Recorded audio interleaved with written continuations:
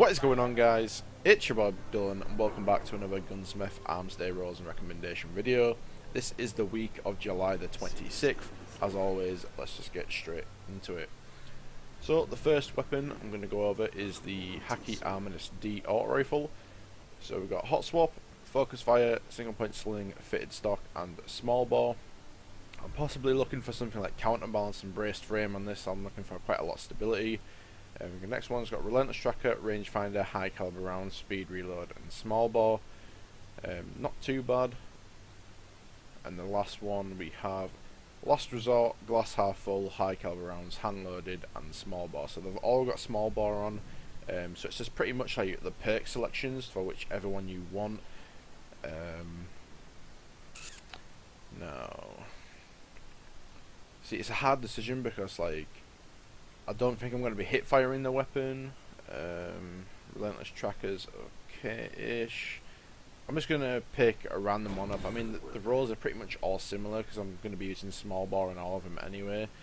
So just pretty much just pick whichever one you want. As for the Cirrus, this is where it gets pretty interesting. Hopefully we've got a decent roll on here. So we've got hammer forged, feather mag, rangefinder, snapshot and reinforced barrel. Not too keen on the reinforced. Would be nice if we could have sort of like maybe like a full auto roll. We've got an appended magazine, high caliber rounds, take a knee, single point sling and small bore. High cal's decent, but again take a knee is kind of a wasted perk, especially on a scout rifle like this. Next up we've got perfect balance, feather mag, counterbalance, single point sling and hand laid stock. That's actually not too bad, a hell of a lot of stability, so it's going to be really super stable. SLO 19 sights as well, which I absolutely love. So for me, hands down, I'm going to be going with the max, pretty much like a max stability roll. If you feel like you want any of the others, then obviously feel free to go for them, but for me, I feel like I'm just going to get more consistent shots with that. Moving on to the Omlon Scout Rifle, I'm going to try and pronounce the name. We have triple tap, snapshot, casket mag, danger close and zen moment. Not too bad, could be a hell of a lot better though. Next up we have triple tap, snapshot, hand laid stock, surrounded and zen moment, so pretty much similar to the other roll that we just did. And for the last one we have Icarus, extended mag, casket mag, surrounded and zen moment. For me, I'm not too keen on Icarus on scout rifles. I think it's pretty pointless, so it's a choice out of this one or the first one. Surrounded might not be too bad for PvE. I'll just quickly double check the other perk on this. And danger close. So for me, I'm going to go for the middle one, just because I'll probably use danger close on it. Not danger close, what is it? Surrounded on it, so I get a bit of bonus damage. But anyway, I'm going to jump over to my hunter and we'll do the last two weapons. So I'm over onto my hunter now. Let's just do the last two weapons and get them over with.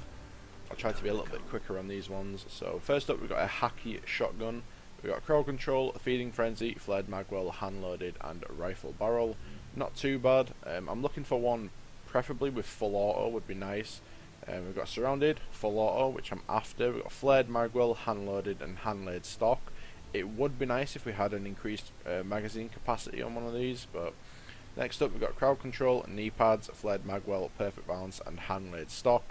For me, pretty easy decision. I'm just going to go with the one with a 3-round mag with full auto, and I'll probably run flared magwell on there for increased reload speed.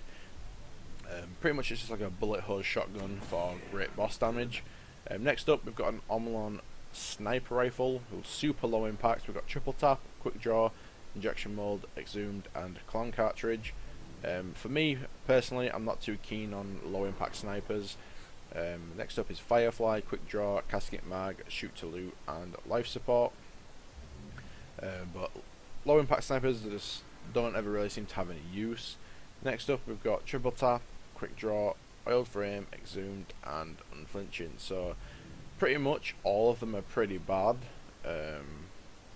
I'd say maybe it's a tie in between like the first two, but personally I'm just going to pick a random one up and delete it just because I do not like low impact snipers. But for the foundry orders this week we have a Cerros ARI 45 auto rifle, we've got a Hacky hand cannon that I cannot pronounce the name of, another Omlon hand cannon that I'm not even going to try and butcher the name, a Hacky pulse and another Hacky pulse. So if you can only pick up 3 weapon packages this week, I'd probably recommend picking up the Hacky Lamidia D pulse, maybe go with the ARI samurai 45 auto rifle, and I know that this Omlon hand cannon is not too bad if you can get a pretty decent roll on it. Like I said, we'll just have to wait and see. But anyway, for the test weapons as well, we have a PvE, a Crucible, a PvE, and a PvE. So 4 PvE test weapons, 1 for the Crucible. Anyway, hope this gives you an idea on what to get this week. Drop a like on the video if you enjoyed, subscribe for future Destiny and Destiny 2 content. Thank you so much for watching, and peace.